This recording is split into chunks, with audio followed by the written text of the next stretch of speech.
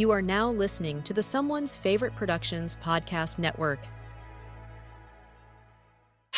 The following podcast will contain spoilers, tangents, hot takes, and excessive foul language. Viewer discretion is advised. Enjoy the show.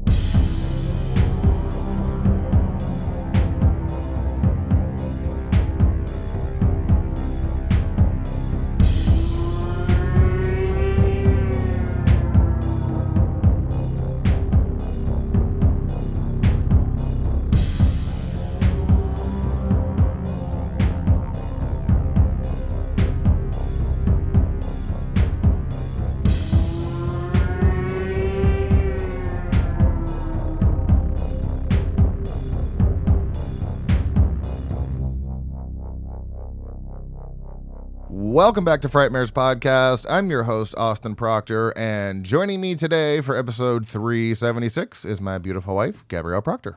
Hello. Hello.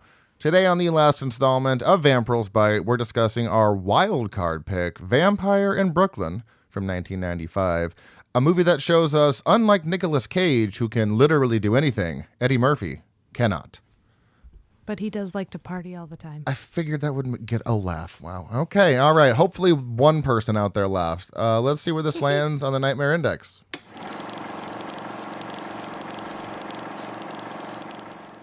So, recently watched. I think I'm catching you in the polls here, but I don't think I'm like getting that close. Well, I had my phone. I'll just use my iPad or whatever. I am at, for this year, 2020. Do you have to go to my stats for that? No, you can just go to your main page and scroll down a little. Yeah? Yeah, it should say diary. Oh, diary. Oh, yeah. 5,139. Total, ever. Yeah. And then to the next to it, it should say this year. Oh, on the iPad, it does not. 198 entries. I'm at 257. Good Lord. I have to be really careful with what my 200th is because I already fucked up with my 50th being Couples Retreat. That movie sucked. My 100th was Undertone, but I don't know which time because I've watched it 3 times.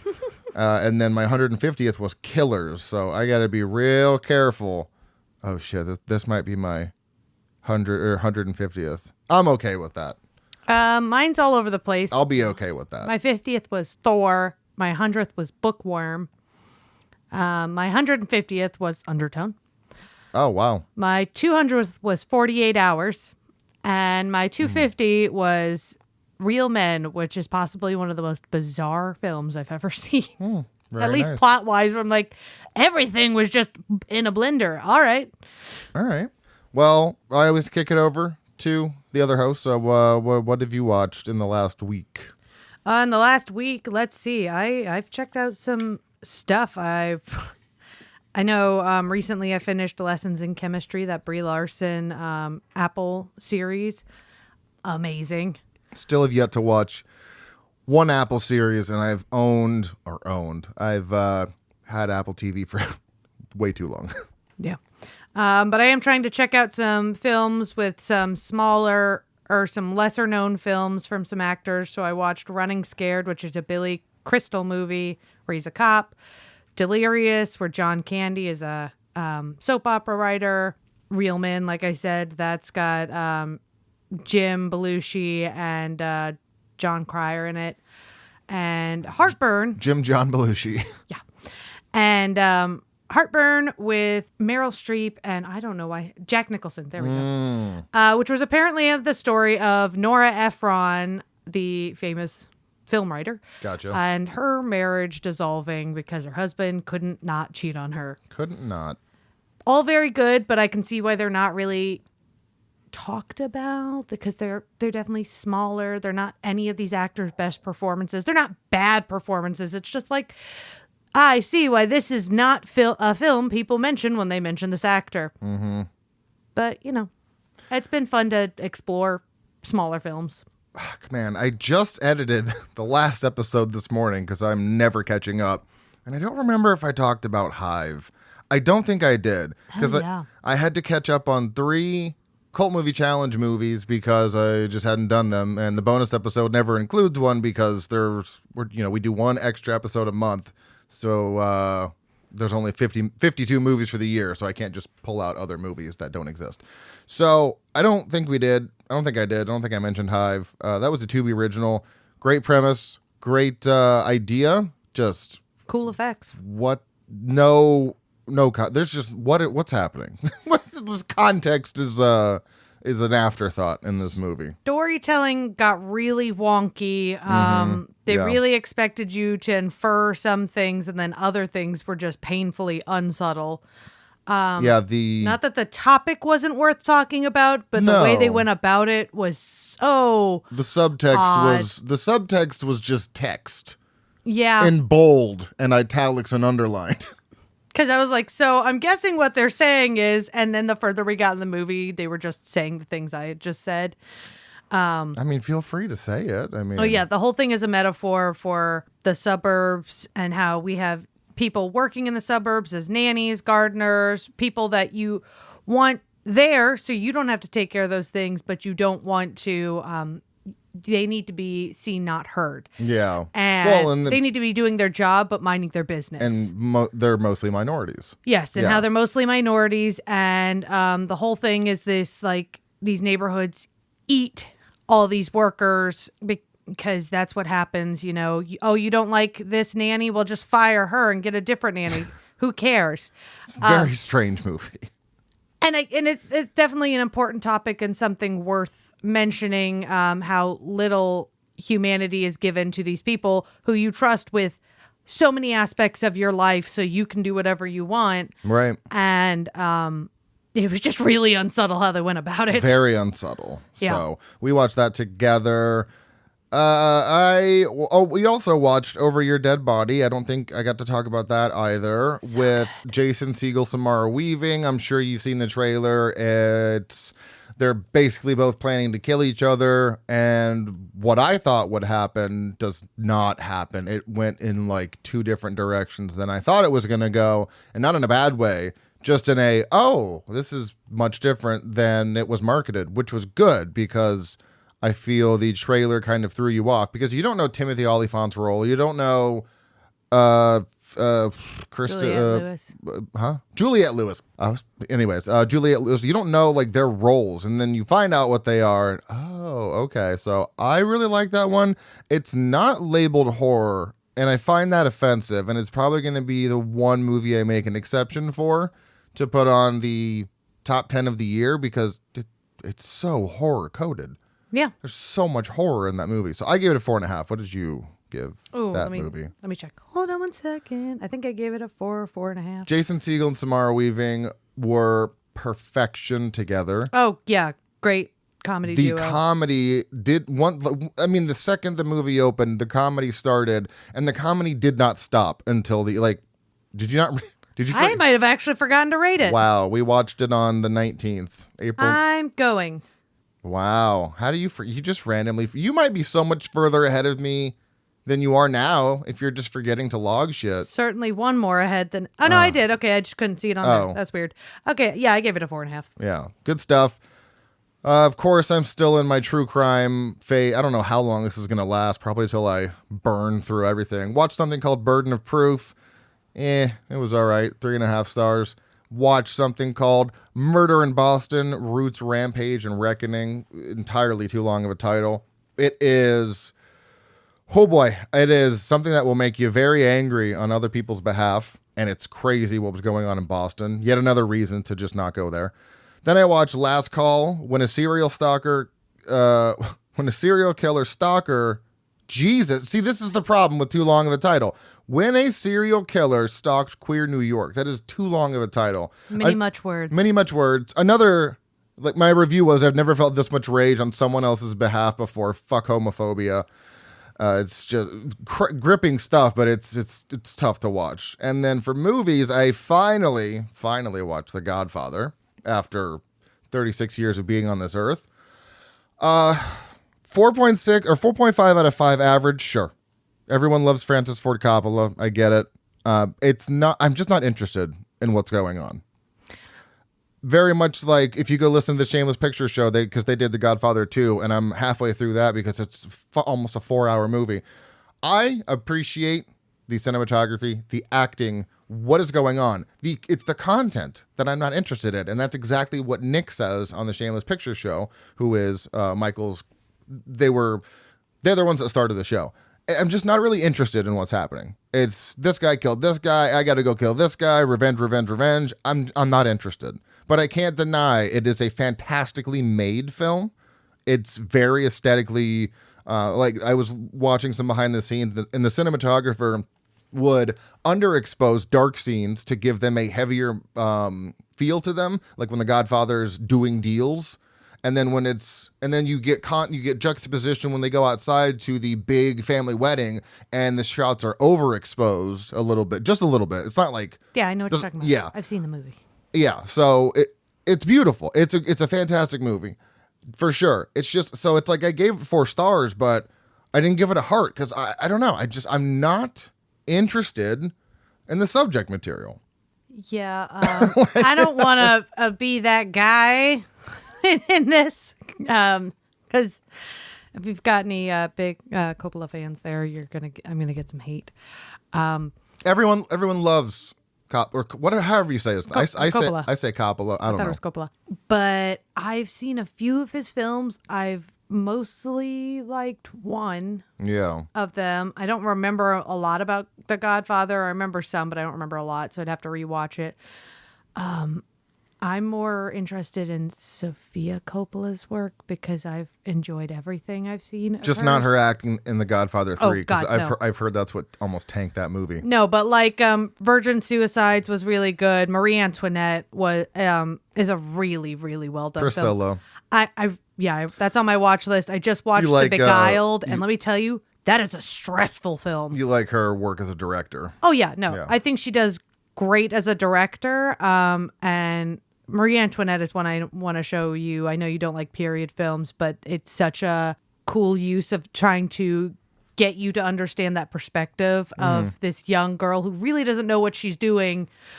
Now I'm queen. Yeah. And I've moved to France where I don't know anybody and I don't know this culture, and I'm not allowed to do 100 different things or just live like a normal person because I'm the queen, so I have to do things the way it's done. All right. And it's just a really well done film, and they do a great job contrasting it with modern music, or it's 80s music, but yeah. Yeah. I don't know. I'm beginning to think, much like David Fincher, I think I said this somewhere, I hate how David Fincher ends 90% of his movies. I fucking hate his endings. But I still enjoy, like, I think I gave most of his movies like a 3.5 and a 4, but I hate the way they end. I'm beginning to think I'm just not a fan of Coppola's work. And I'm also realizing I don't know what took me, 8 years being on Letterboxd, that I can give a movie high marks, but not give it a heart. I don't know, for some reason I was always like, if it's got like a 3.5 or higher, I have to like it, right? No. I'm expressing the fact that I can't deny it is a well-made movie. It is an ensemble cast. Fucking Al Pacino's unrecognizable in that movie. I won't even lie. It took me half the movie to realize that was Al Pacino. He is so different. And I'm halfway through The Godfather Part 2, which is definitely, I find it a little bit more interesting because they give you Vito's past, played by De Niro. That's how he gets involved. But really, the Godfather is about Michael. It's not even about The Godfather, and I think that's why I was confused, because you hear about this movie called The Godfather, and The Godfather is not Don Corleone. It's just not specifically about him. It's so much more about Michael's not wanting to be in the family, and then kind of being pushed into the family after what happens to his father, and then eventually, getting to where he was. So it's much more Michael's story than anything. I think rewatching it might help me appreciate it more, because now I know what I'm getting into. But as it stands, 4 stars, no heart. Rewatched the Horror in the High Desert series and finally checked out the 4th one called Majesty. That was my favorite one. These, I don't know what, you don't really seem to like them, and I get why you don't like the first one, but 2, 3, and 4, Jesus Christ, it is some of the most, I don't even know how to describe it besides like edging horror. You're sitting there waiting for something to happen. Sometimes it does, sometimes it doesn't. And 3 and 4 involve a lot of going through caves, like as above, so below, but it's just one person and they're hearing things, so they're looking back and forth. It brings out a level of anxiety in me that I can't even describe. And then I recently watched all the Blackwell Ghosts because it's been 2 years since we've gotten a Blackwell Ghost installment, and I'm just sad. Okay, in fairness, He said to be continued in the Blackwell Ghost 8, and he put out at least one every year, 17, 18, 19, 2 in 2020, 2 in 2022, 1 in 2024. We are due. It is time. So it's on Letterboxd. I just don't know when we're going to get it. if it helps, I gave the second Horror in the High Desert a 3. The other 2 were 2.5. So Wow. I seem to appreciate the second one more. Well, yeah, the first one's a 3.5 for me. 2 is a 4. 3 is a 3 because I just didn't like the way it ended. And then 4 was a 4.5. That one was absolutely the wildest one so far. And they're already planning to do either of the 5th one's done or they're doing a 5th one. And I think that might be it. But Turner Clay, I know you're out there. Come back. We need Blackwell 9. I'm dying for it to maybe wrap up. I don't know. Yeah, maybe. I don't know. So, By the way, I don't know. Did you mention it on the last podcast? Did you mention finally watching Dead and Breakfast? no, I didn't. We watched Dead and Breakfast. You've been trying to get me up to watch that probably since 2017 when we got together. It was a fever dream of a movie. Osgood Perkins is in that movie. As the villain. Being Osgood Perkins, I guess. 3.5, good time. I wasn't there for the music. Not a fan of the music. The random musical interludes. Not a fan.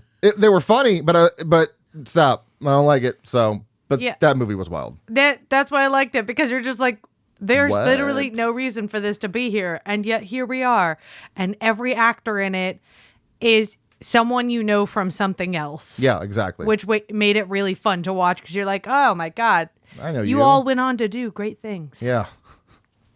And Charlie Swan, Bella's dad from Twilight, is one of the writers.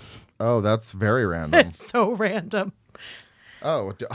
I actually told my friend, I told Heather that, and she's like, I knew we had good taste. Jesus. Sorry, I gasped because I had written all my notes out on my phone for this movie, and I went to my iPad, and it just had the first thing I typed, and I was like, oh God, did this not... And then it all just loaded, so... Oh, we're good. I don't like reading it off my phone. It's too tiny.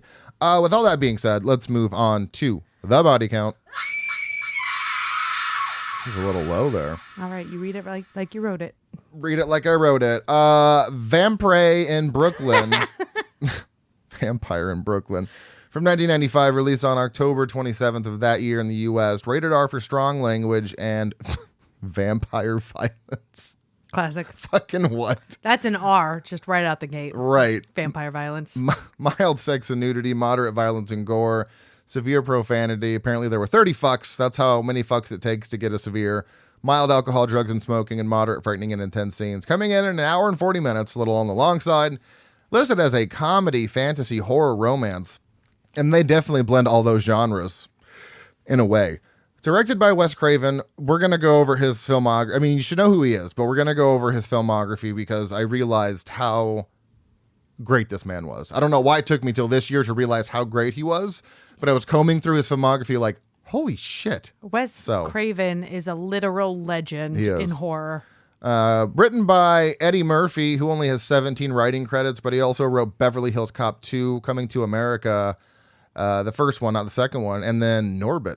That movie I still haven't seen, but I desperately want to because it's so bad. God, I can think of so many things I'd rather. I want to double feature more. that with the Pluto one that he did. Pluto. See, I'll watch that with you because I have this weird, and I weirdly enjoy that one. It's the terrible. Biggest box office failure The like of Adventures all of Pluto time. Nash. Yeah. But every time it came on, because my grandma had HBO. Sometimes she'd take naps and I'd watch the HBO Kids, but sometimes movies would be on there like Adventures of Pluto Nash, and I was like all over that movie. Wow. Also written, there's so many fucking writers on this. Also written by Vernon Lynch. He only has one other credit for something called Ain't Nothing to It, which is a music video. Charlie Murphy, Eddie Murphy's brother, Only has 4 other credits for Paper Soldiers, 3 years of The Chappelle Show, even though technically he was uncredited, and Norbit. I love when they put people on there and say in parentheses uncredited, because they're still technically credited. They're just uncredited in the sense that they weren't in the credits. I know, but it's just funny. Michael Lucker, who only wrote 4 other things, this being his first credit. He wrote Home on the Range, Mulan 2, and Good Intentions. Okay. Chris Parker, who only wrote 3 other things, Mulan 2, Battle of the Year, and Heaven is Real. So there you go. Well, all right. Composed by J. Peter Robinson, who composed so many good things. The 3 highlights I chose were The Gate, Wayne's World, and New Nightmare. Cinematography by Mark Irwin. I think he was on our Scream episode. He also did the cinematography for every Cronenberg movie from The Brood through The Fly, which is about 8 years of time, 79 to 86, 7. Scream and Scary Movie 3, which I find hilarious. He did a Scream movie and a Scary movie. And then edited by Patrick Lussier. I mean, he comes up every now and again. This man is a legend. He also edited New Nightmare, Scream 1 through 3, Halloween H2O. He's also a director. He directed Dracula 2000, White Noise 2, The Light, and My Bloody Valentine. All quality films. I fucking just love Patrick Lussier. I don't care if they're bad quality films. They're quality films. Dracula 2000 is a great movie. I don't care what anybody says. It's vibes. It's all vibes. It's all vibes. And Gerard Butler's looking super, super hot. It's the hair. Starring Eddie Murphy as Maximilian / Preacher Polly / Guido, because this man can't just be in a movie once. That's what you went with? That's what he's credited as. No, I'm talking about that. Yeah, he's Donkey and Shrek. Name me a more popular movie that he's in. Shrek fucking blew the world away in 2000 whatever. I know. He's just like so many of his personal projects are so popular, and you went with Donkey. Whatever. Angela Bassett is Rita, who is fucking slaying in this movie. She was also she's in 49 episodes of American Horror Story, but most notably season 3 as Marie Laveau. Badass. Alan Payne as Justice, who is also in New Jack City as G Money. Kadem Hardinson as Julius. He was in 143 episodes of something called A Different World as Dwayne Wayne. It was a really popular show in the 90s. Oh, okay. Like extremely popular. And then John Witherspoon, not related to Reese Witherspoon, as Silas, who was also in Friday as Mr. Jones. Estimated budget of $20 million, worldwide box office gross of 19.6. Filmed in the Paramount backlots in Los Angeles and Brooklyn. You can watch this on Pluto TV and Tubi. Movies that came out around the same times. I'm going to try and keep track while I read them, so it makes it easier for me.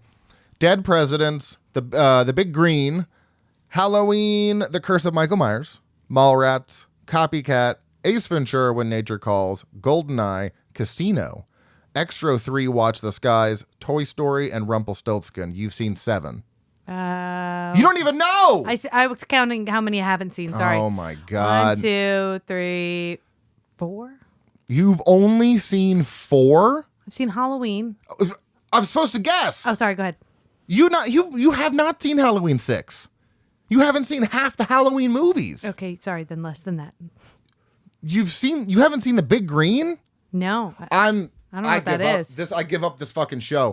You've seen Mallrats. Duh. You've seen Copycat. What the hell's Copycat? It's the Sigourney Weaver one you made me watch. Oh, yeah. See, this is why this game's getting fucking this bullshit. Okay, anyway. Ace Ventura, When Nature Calls. Obviously. Goldeneye. I've never seen that. Jesus Christ. Our marriage is in trouble. Casino, we've watched together. Yes, we did watch that I know together. you haven't seen Extra 3. God help me if you haven't seen Toy Story and you have not seen Rumpelstiltskin. Yeah, you're good. You did it. I swear. IMDb summary. A Caribbean vampire seduces a Brooklyn police officer who has no idea that she is half vampire. That's definitely a summary. Let's go into the autopsy.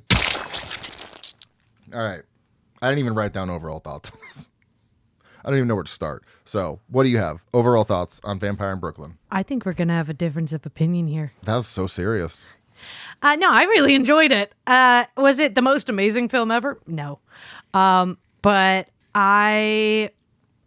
everybody was going for it, and I enjoyed that. Mm-hmm. The sets looked great. The effects looked really cool. The makeup was so fun. Especially that they went for that bat. They actually went for a bat nose.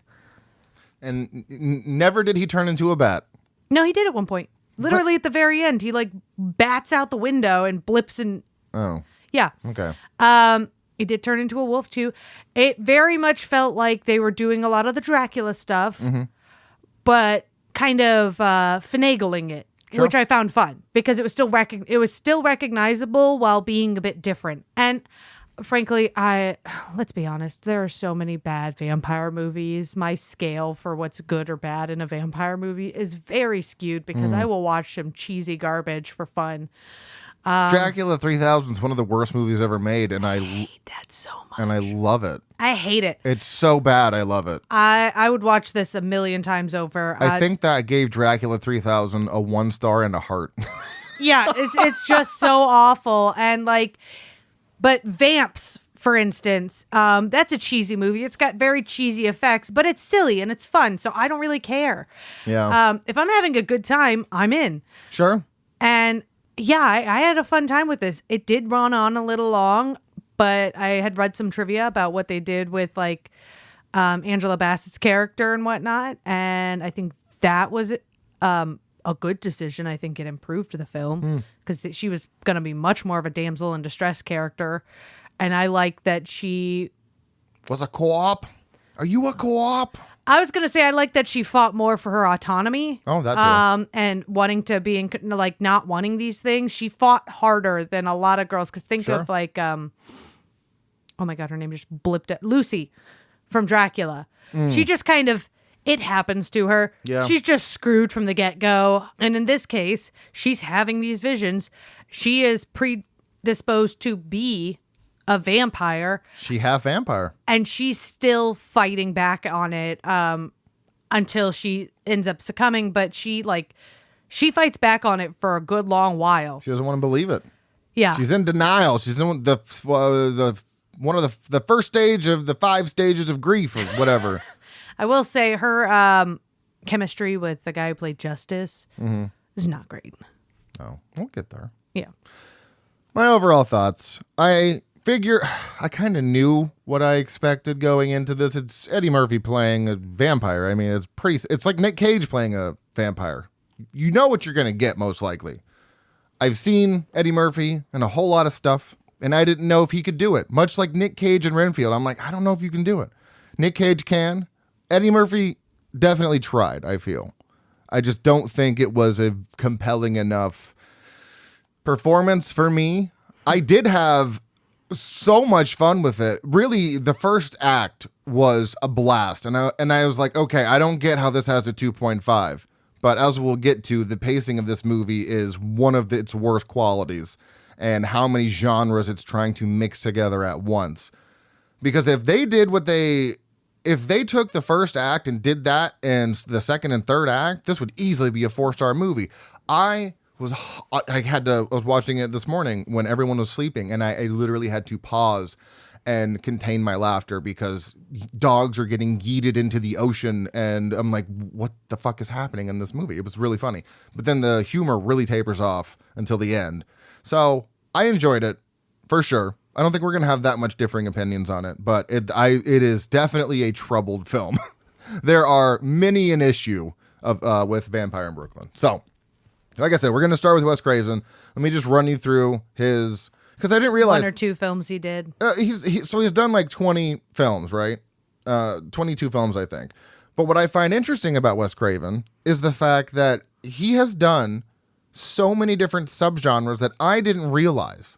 This man has tackled, I wouldn't say every subgenre, but the first movie he does, Last House on the Left, definitely a sexploitation movie, came out in the 70s. Then he does something called The Fireworks Woman, which is an X-rated movie, so I would assume that's sexploitation too. 77, he does The Hills Have Eyes, cannibalistic psycho family. 81, he does Deadly Blessing, which is like a religious folk horror movie. 1982, he does Swamp Thing, creature feature. Then The Hills Have Eyes 2, arguably his worst, not even arguably, it's his worst movie. It's not great, but that's obviously a sequel to the first one. Then 84, so it's funny, in 1984, he releases his lowest rated movie and one of his highest rated movies, A Nightmare on Elm Street. Yeah. So he does a slasher. Deadly Friend is a sci-fi horror. 1988, we would get The Serpent and the Rainbow, which is a traditional zombie story involving voodoo and stuff. So, like OG zombies, not the bite, spread, infection, whatever. Yeah. Then he does Shocker in 1989, which is a supernatural ghost story about a guy on death row. It's fucking great. Then 91 has The People Under the Stairs, dark comedy mystery thriller. New Nightmare, meta slasher. Vampire in Brooklyn, vampire movie. Of course, Scream, another meta slasher, teen Scream. Then he did something called Music of the Heart in 1999, which is a drama music. Had no idea. Cursed, werewolf movie. Red Eye, psychological thriller. And then My Soul to Take, another slasher. I mean, he did so many subgenres and did, I would say most of them well. I mean, I know Cursed and Vampire in Brooklyn have lower ratings, but I don't think that's necessarily from the werewolf lore or the vampire lore. It's just I'll die on this hill that Cursed is a great time and Cursed- everybody needs to lighten up. That movie's fun as hell. Cursed is fucking awesome. The only thing it could do without is all of the 2000s homophobia. Yeah, true. But other than that, a werewolf flipping someone the bird for getting told they have a fat ass is one of the funniest fucking things. Because what werewolf movies are always so dead serious. I mean, too. I'll bury the lead now. We have a werewolf month this year where we're absolutely doing Cursed, and I'm going to find the werewolf using the middle finger because that's going to be the best title card I've ever made. It's just so amazing. funny. So, moving on from Wes Craven, rest in peace. He truly is a legend. I did not realize he did so much. I like so many of his films. Yeah, I mean, I love. I've seen most of them, and two, I still need to watch Swamp Thing, and two, I like all. I haven't seen Last House on the Left, but I know that's going to be rough. The remake's hard enough to watch. Okay. Yeah. So moving on from Wes Craven, I didn't know that Eddie Murphy had his own production company because it said before a Wes Craven film, it said an Eddie Murphy production. I was like, whoa! And he founded this in 1976 on July 9th. He basically produces all of his own movies, Nutty Professor series, Bowfinger, Beverly Hills Cop, Coming to America, Tower Heist, Dolomite is My Name, TV stuff. So I didn't even know that. And then in 2021, the company signed a multi-picture first look deal with Amazon Studios. So that was interesting. So it says Eddie Murphy production, a Wes Craven film, Vampire in Brooklyn. The title card does this fun little, like where the text kind of gets closer together and taller. Did a weird thing. Yep. Yeah, I like that. And then the vampire lore, they do a great job at explaining all of the vampire lore. We see him have a wolf form because he transforms from a wolf into a person in the shadow, which was a good way to do that without, making the CG look bad. Bullets don't affect him. He can produce fire from his hand, which I thought was strange because that guy goes to light a joint and he's like, let me help you. And he just like explodes fire from his hand. Yeah. That was weird. Also, consuming his blood makes people his servants? Ghouls? Yeah. Is that norm? There are some instances where, think about Renfield. He was also drinking Dracula's blood in Renfield to heal himself and keep himself alive. This just has the funny effect of they decided to go the route of, it kind of rots you. You're not going to live very long doing this. Yeah, I didn't get that because he just kept getting progressively worse, and I kept thinking, why is he falling apart? Literally falling apart. I think the deal is he would probably have to have finished the transformation, but he didn't finish the transformation, so he just kind of is rotting. But then he does get flipped around at 180 at the end, which was really cool. Yeah, I was like, good for you. Good for you. I mean, you got real weird there, but good for you. No reflection. Crucifixes. I don't know. I don't think crucifixes affect him because he went. Because there was a crucifix on her necklace that he went around and unchained. So I don't know. Yeah, he was trying not to make contact with it. He ripped it and threw it. But think about when he was disguising himself as the Reverend and he went into the church and his head started smoking. Well, that was also entering a church. So entering a church and he was filled with crucifixes. True. So I think they do affect him. That scene when he dresses up as this, as this black reverend. It's almost like a slimmer Nutty Professor.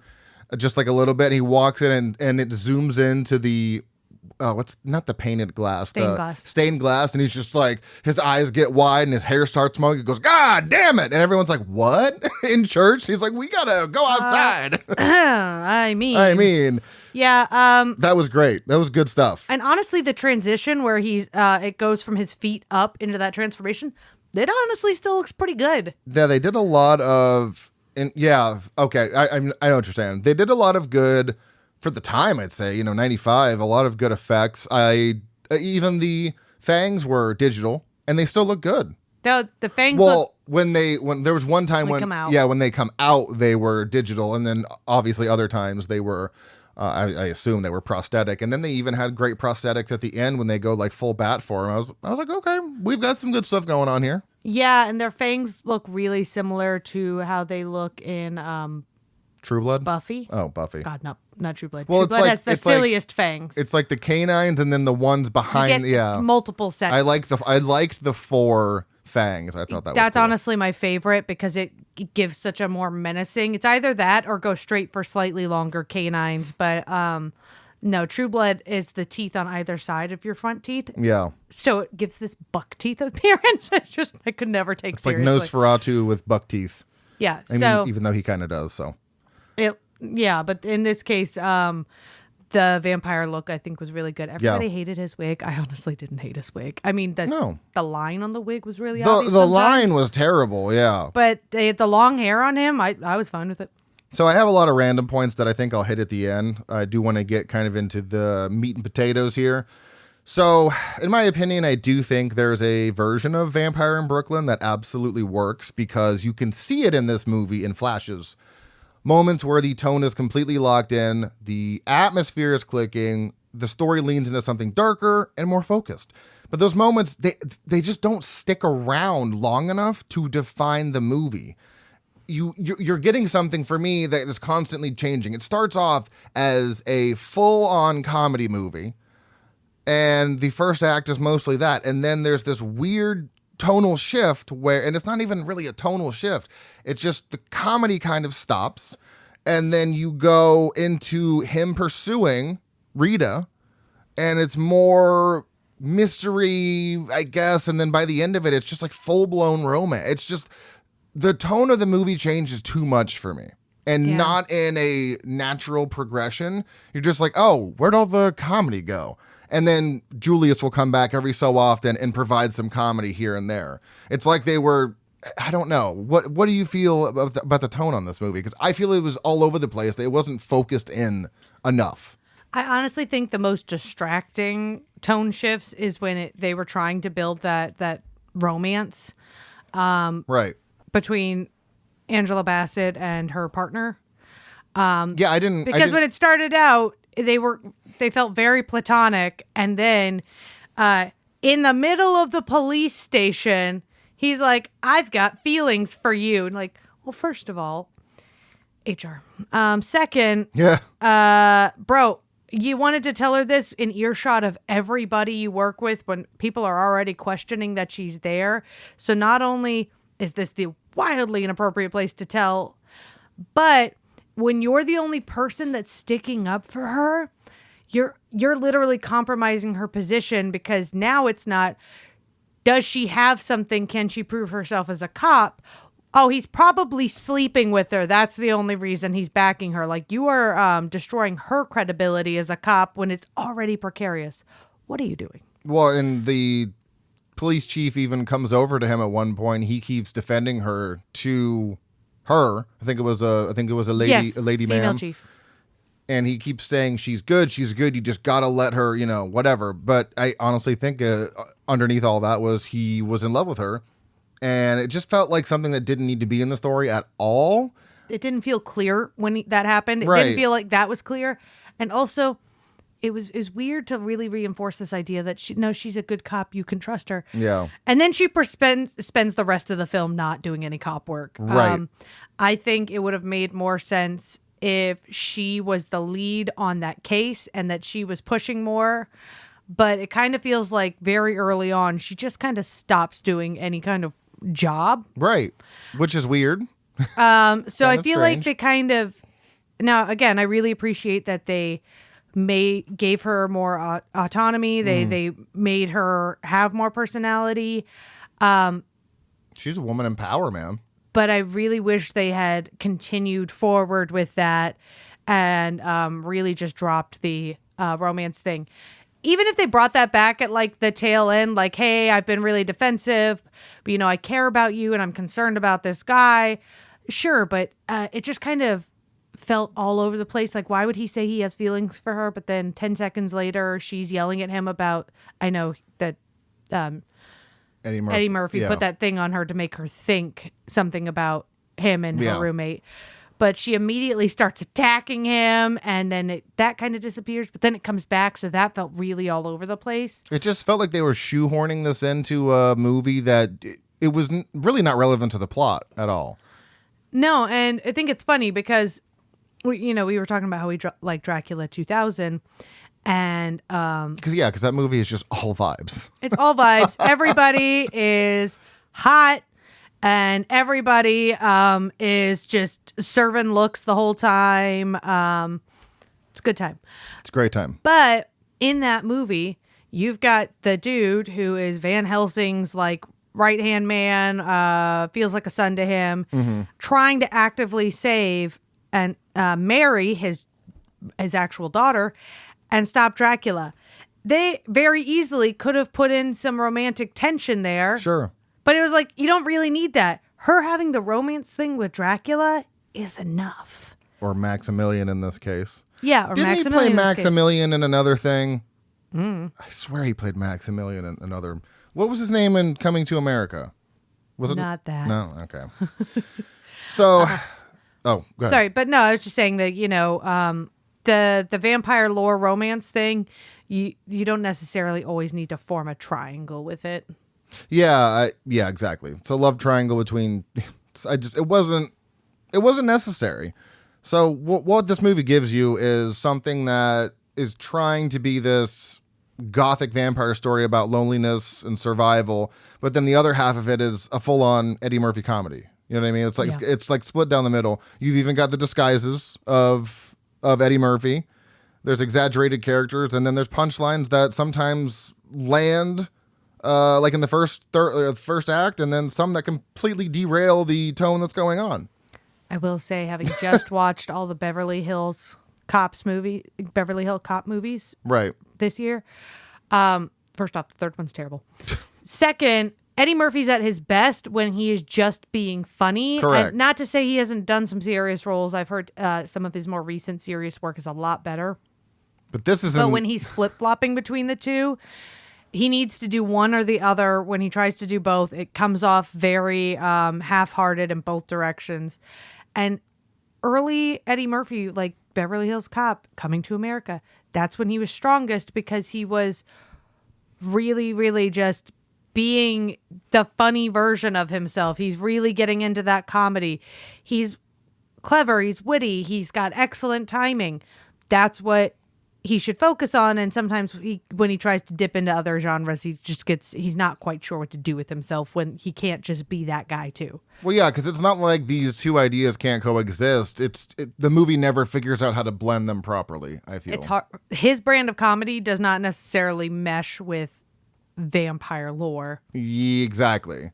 And let's speak about him since we're here, because I think this is where the movie lives or dies. Eddie Murphy's always had a presence. That's like never been an issue. When he walks into a scene, you pay attention. I mean, the earliest thing I can think I've seen him in is Trading Places, but it's entirely possible I've seen him in earlier films. But Eddie Murphy, there's a natural confidence he has, a rhythm, the way he delivers his lines. He's got a charisma, that's for sure. But here, it feels like that charisma is trying to do a lot of the heavy lifting, but there's no foundation under it. Yeah, honestly, if they had taken out the comedy bits for him and stuck straight to the charming, mysterious vampire. Like, he has those conversations with Julius, but he doesn't, like, really reveal too much about himself.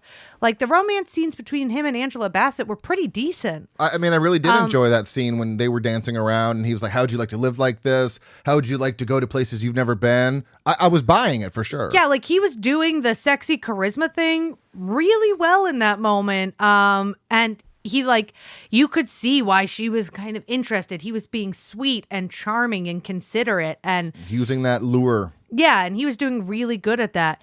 But then you get these jarring scenes like where Julius is cracking jokes and he just repeatedly tells him to shut the fuck up. Oh, that was funny because in most of the movies I watch him and I don't usually see him swear outside of like Trading Places, but he goes from, homeless guy to a proper man or whatever you want to call it. So he was like, shut the fuck up. I was like, oh yeah, that's right. Eddie Murphy swears. I'm so used to him in Daddy Daycare. Yeah. See, and I'm used to him in Coming to America where he goes, what does dumb fuck mean?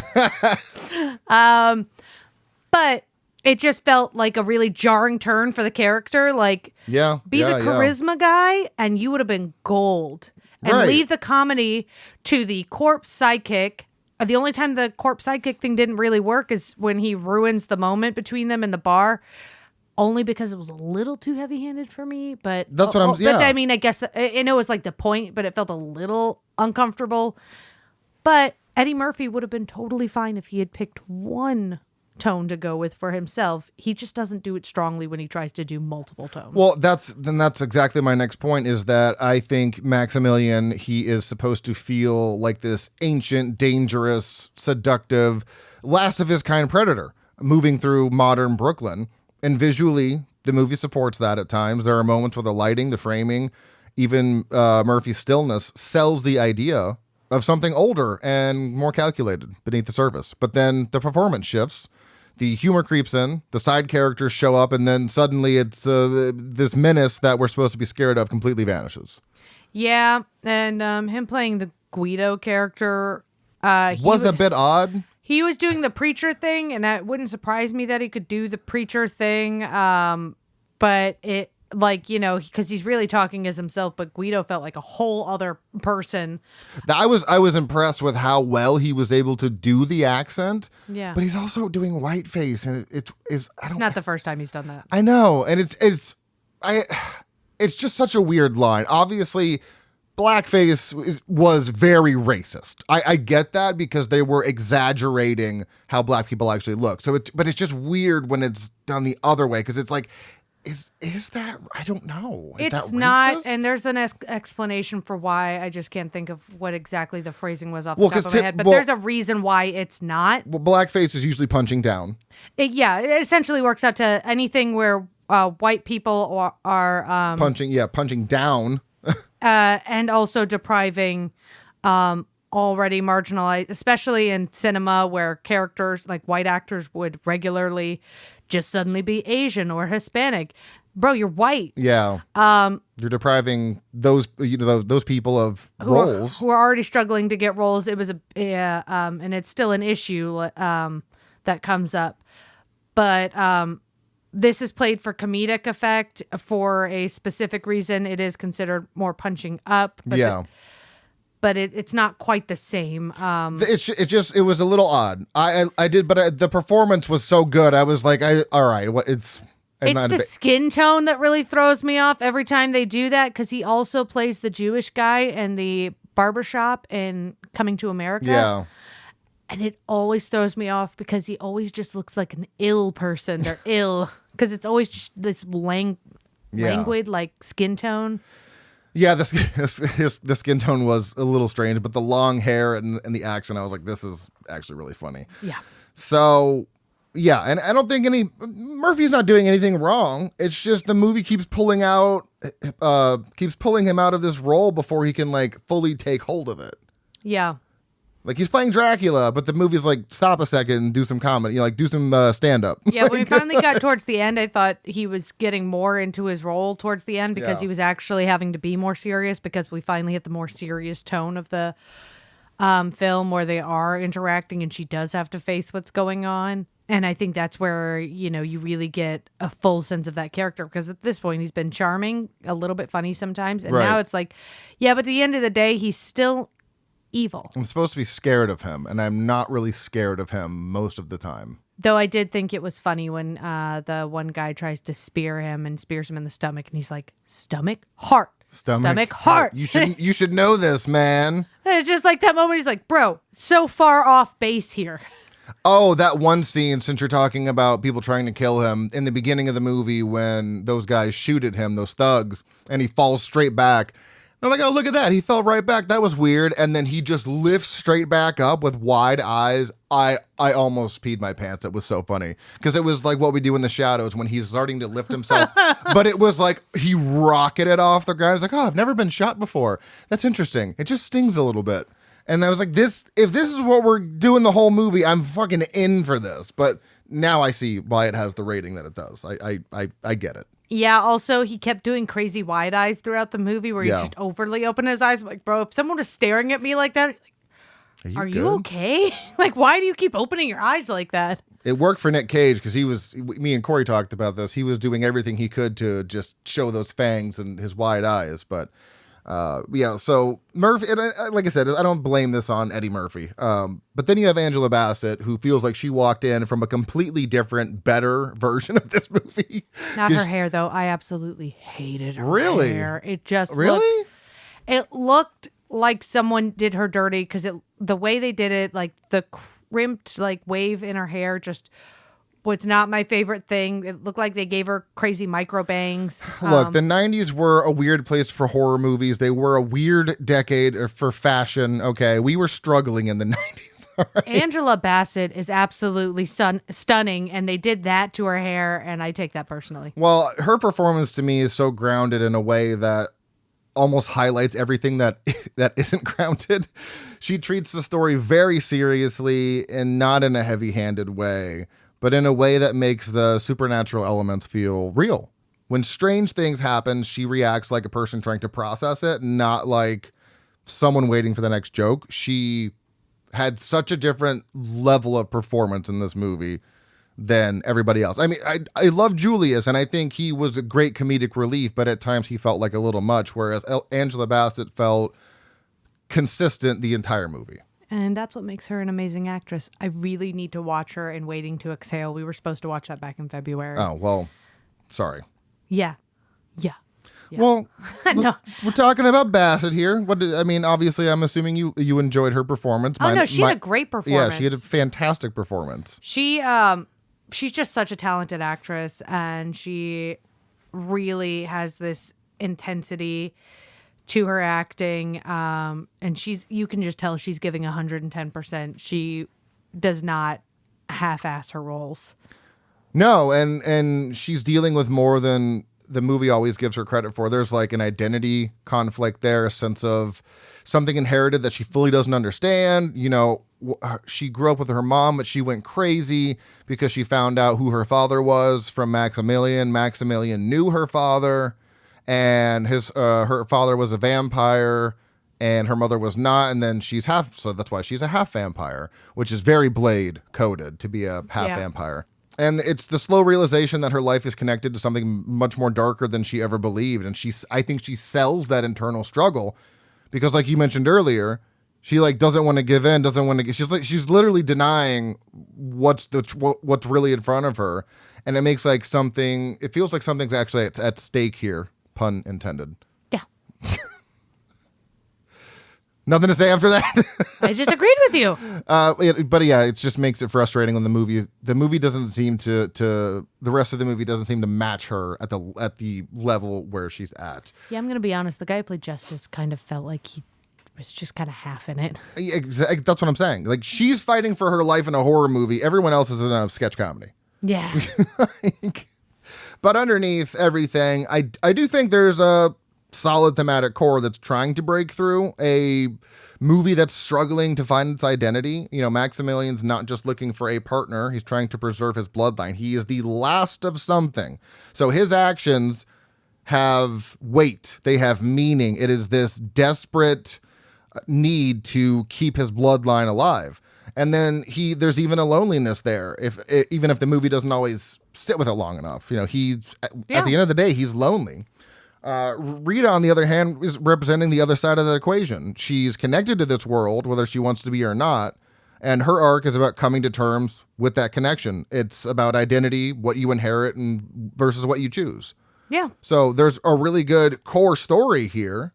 And I really like, too, it's in the trivia that I'll read, but I love the fact that he's a Caribbean vampire because everyone left Egypt and they all went into the Carpathian Mountains in Transylvania, which is where Nosferatu originates from. And he's like, but I had taste. And Dracula. Yeah, and it's like, I had taste. So I went to, I think he said Jamaica or something. I'm like, that's fucking amazing. Yeah. I love that. So, but I also think there's a layer of control that runs through this film. Maximilian doesn't want just companionship. He wants dominance, someone he can shape. And that's very evident in that dancing scene, I think.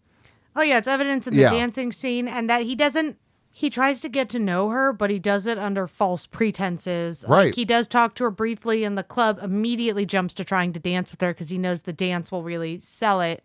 And then later, homie gets in the way. Yeah, and then later he kind of stalks her. He disguises himself as a thug to learn more about her, so that way he can present this front. Like he looks at all this stuff about her, so he can give this illusion, right, that they have a connection without actually really bothering too much to make one. He wants to secure her first, and then he'll deal with the rest later. So yeah, he's manipulating her into believing there's something special going on there. Well, and I think that creates a very interesting tension between autonomy and submission. Yeah, which it's really important in vampire films, and that's a lot of what vampire films are. But the movie just kind of touches on it. It never fully explores it, and that's what frustrates me. It feels like it brings up so many things and then just kind of lets them fade away. They don't fully flesh one thing out that I'm really interested in. Yeah, and that's why, like I said, I was glad that they did more with her character to give her some more room, because if they had not done that and they kept the character the way it was, she would have just been just there. This is all happening to her. So they did actually bother to say, well, she is a strong female character. She's a Christian. She believes in right and wrong. She wants to do good and help others, but she has a very troubled past. And because of that troubled past and that lack of that identity she doesn't understand about herself, that part of herself, it makes her vulnerable to manipulation. Right. And in the end, she really has to choose, now that I know who I am, what do I want? And I think that's really cool. I wish that she hadn't gone like full vampire at any point. I mean, not that I didn't like seeing her full vampire, because that was pretty cool. It was pretty cool. But it kind of feels like she got put in that position where she eventually gave into it until she changed her mind. Well, that's what I'm saying. Like, all of this stuff is there for this movie. It just needs a tighter focus, because we've already talked about the tone and how it just tries to mix horror and comedy. It never really finds a rhythm. It doesn't shift the tones. It just feels like it keeps changing its mind. Yeah. Like, it can't make up its mind on what it wants to be. It's this start-stop feeling where the movie never fully builds momentum. You're being pulled in whatever direction they're trying to take the tone in, which is, I just felt like I was being pulled all over the place. And that tonal inconsistency feeds directly into the pacing. The pacing, I think, is the weakest part of this movie. It starts out incredibly strong. I was cackling. And then it just dips down, I'd say right after the dance scene when he pulls out his tongue. And that was a really good practical effect. And then it just dips down and it's kind of this just really slow, nothing really interesting is happening. And then once you get the preacher back in, and then it starts to kind of ramp back up, it's just the middle of the movie dips so much for me. Instead of having a constant escalation, it's like you're going up and then we're plateauing, and then you ramp up at the end. It's I don't know, it's very uneven in my opinion. I honestly think if they had done a better job writing the cop side of the thing, like the investigation. Yes. Because it kind of, at a certain point, they just kind of forget about it. That's what I'm saying. I feel like they just forget some of their own plot lines. Like they're heading towards something, but then it just starts circling around its own ideas. Yeah, and so I think that if they had kept that a little bit stronger, kept her more on the cop course, I think it would have felt like a more solid overall story. But like I said, I still enjoyed it. So no, I still enjoyed it too because there are some good moments. There are moments of horror that works. When the atmosphere clicks and Maximilian actually feels dangerous, and it leans into something much more darker and focused. That's where the movie really thrives. The setting itself, I feel, is a strength. Bringing a vampire to Brooklyn gives a different texture to what we normally see in vampire movies, with usually having gothic settings. It feels grounded in a way that could be really effective if the tone had matched it. So, and when the comedy does land, which it lands a lot, just sometimes it doesn't, you see why Eddie Murphy is such a force. It's there. It's just never all together at once. It's trying to go in too many directions. Tonally, it's just a mess in my opinion, but it's still enjoyable, I think. Yeah. I feel like based on his career, Eddie Murphy really, really wanted to be a jack of all trades, but he hits hardest when he's doing comedy or he's being genuinely sincere. Yeah, that's the thing. Which is his more serious roles. But he doesn't he's tried horror. He has tried. This was his first horror movie, actually. He tried to be a full-blown action star. That's why, one of many reasons why Beverly Hills Cop 3 was so terrible, because he didn't want to do the comedy. They just assumed he would interject his own comedy and make the film good. He's like, nah. And he was like, I don't want to do that. So he just didn't. Any place there was for a joke for him, he just didn't do anything. And a guy with comedic timing like that knows where those places are. He also had an absolutely awful singing career. He had a singing career? That's why I was making jokes, because he had a song called Party All the Time. Oh, He my. likes to party all the time. Party all the time. Yeah, it's really bad. And, I think he just really, really wanted to be this, all these different things. And I think he's gotten to this point where he kind of gave up on trying to be so many different things. Like Axel F., the fourth Beverly Hills Cop movie. He just goes back to being a genuine funny guy. And that's where he's his strongest. And I think he's realized that he is wasting his own time trying to do too much. Like when his own personal films, there were more family-friendly comedies. Those were also not landing. They were getting really cheesy. I love Daddy Daycare. Well, no, I'm saying they're not his strongest work. God, no. They're not his strongest work. And then he got way too carried away with the prosthetic stuff. Him and Michael Myers, man, they have to just play 17 people in movies. And their strongest characters, though, are when they are just themselves. Yeah. Fair. Or I'm sorry. I know everybody I love Austin Powers, but that bastard makes me uncomfortable. Always has. Yeah. I think that's the point. But the more narrowed in they are with their performances, the better. When they start relying way too heavily on prosthetics or trying to branch out too far, it just feels weak. It feels like they're hindering themselves. Yeah, no, you're right. And up until Vampireinbrooklyn, like I said, that was his first horror movie. Everything before that was some form of a comedy. And yes, Trading Places is the earliest thing I've seen him in. I think he said 86. It's 83. He only did one other movie. Masterpiece. He only did one other movie before that, which was 48 Hours. Then you have the Beverly Cops movies in the 80s, Harlem Nights, The Golden Child. So this was his first first and only horror movie, unless you're considering Haunted Mansion a horror movie. It is considered a horror. Okay, so then he also did that. But he's not trying to be spooky and scary. He's reacting in an Eddie Murphy way to a really fucky situation. So that's why I love that movie. Everything else is a comedy. I know Dolomite Is My Name is definitely a drama, and he's in that. He stars in that. So I think he's good when he's doing dramatic or comedy. But mixing them. And that's probably why he didn't do another horror movie after this, because it was not well received. This movie is very poorly received, and it didn't even make its own budget back. Yeah, and he tried to do the action with the third Beverly Hills Cop, and then it was like, yeah, it didn't land because you just Didn't want to. You just kind of phoned in the performance. Even he said that movie was terrible. And then Pluto Nash was this big budget thing, another attempt to be an action star, but it was just like one was all over the place. I also think that sometimes these guys get so popular with their comedy that they suffer from having too much control. True. Yeah.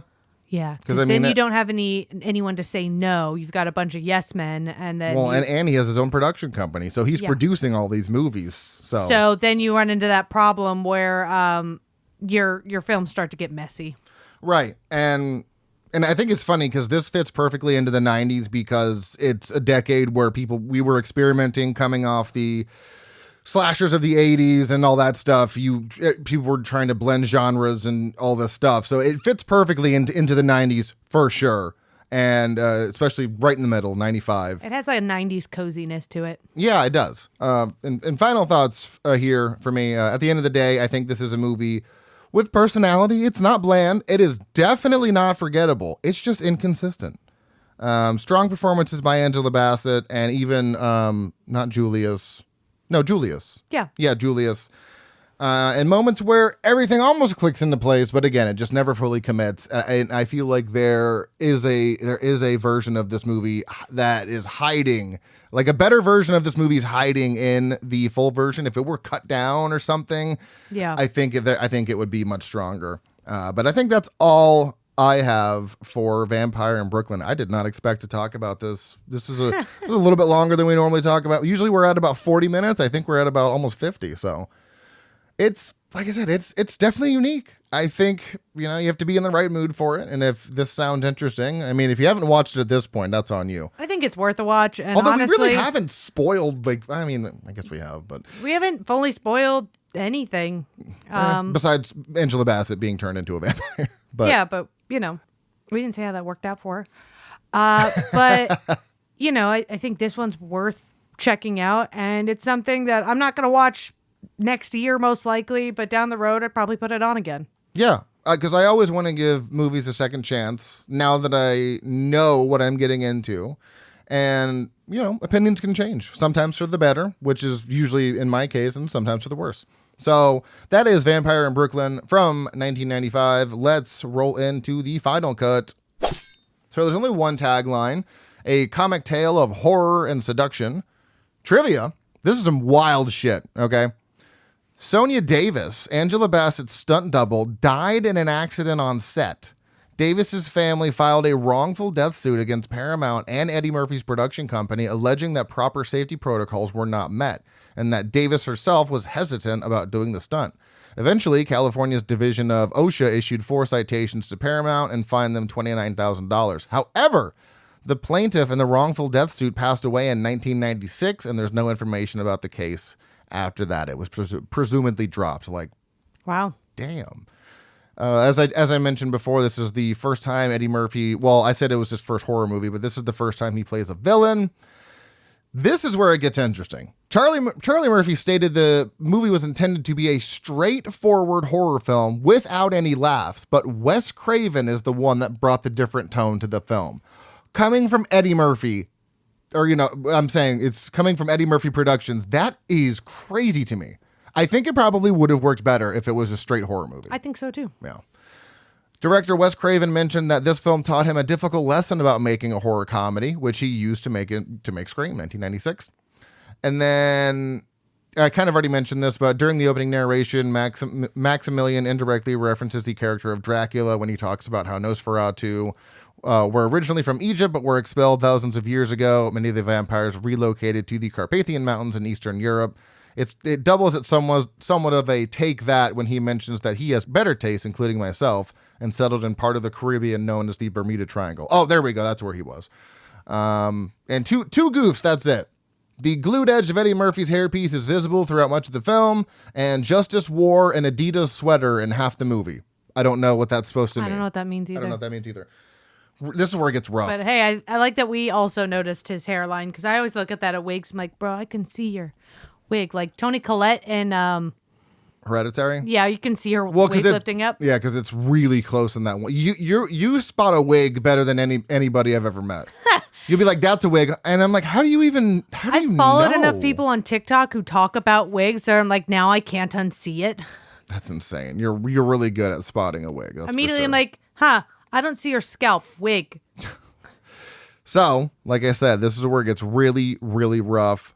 4.7 out of 5 on, or 4.7 out of 10 on IMDb, which is a 2.35 for our scale of the Nightmare Index, a 2.5 on Letterboxd, has a 14% on the tomato meter, and a 31% audience score. Ooh.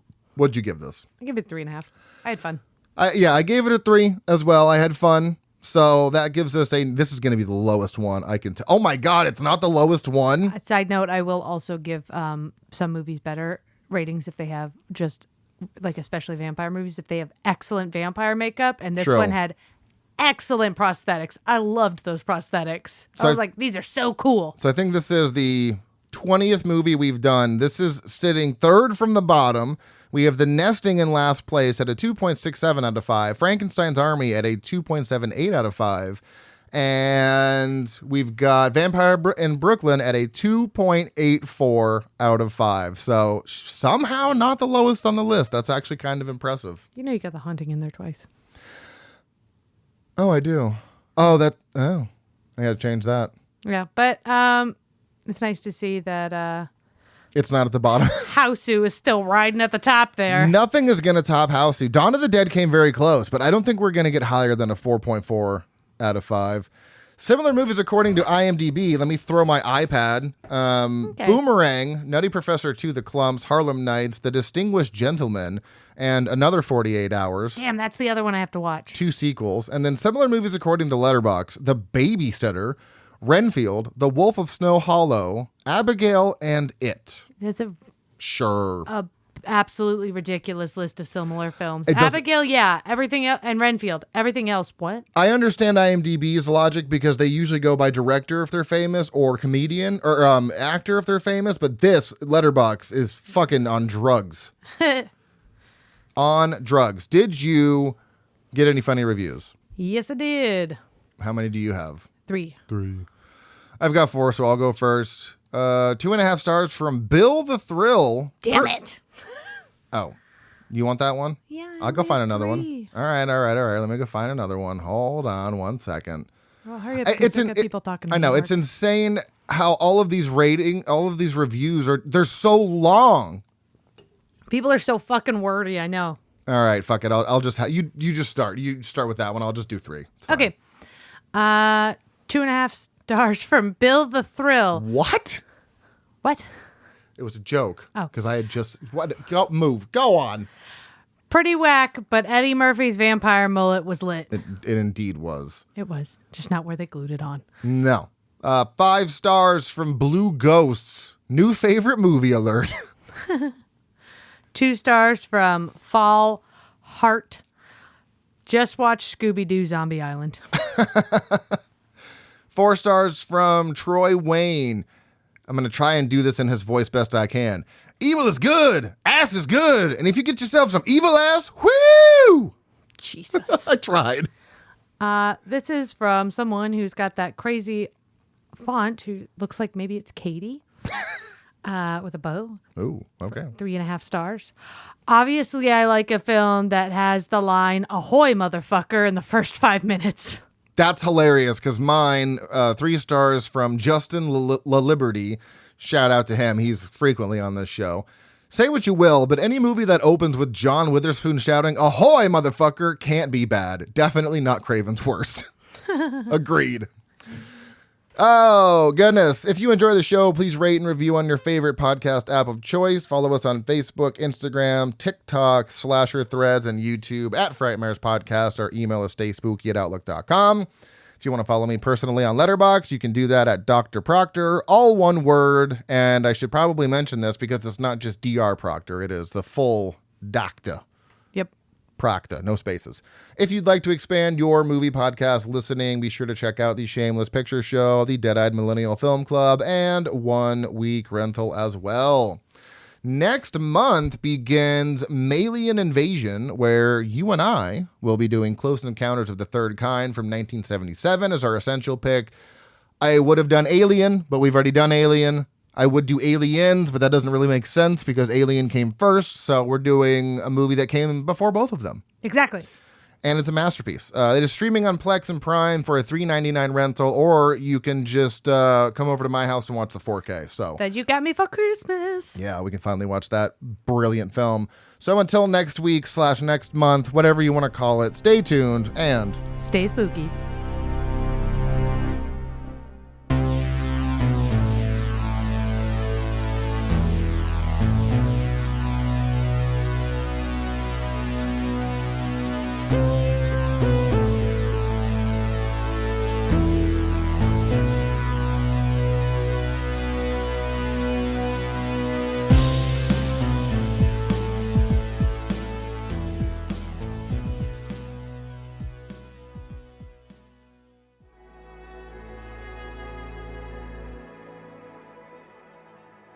Thank you for listening.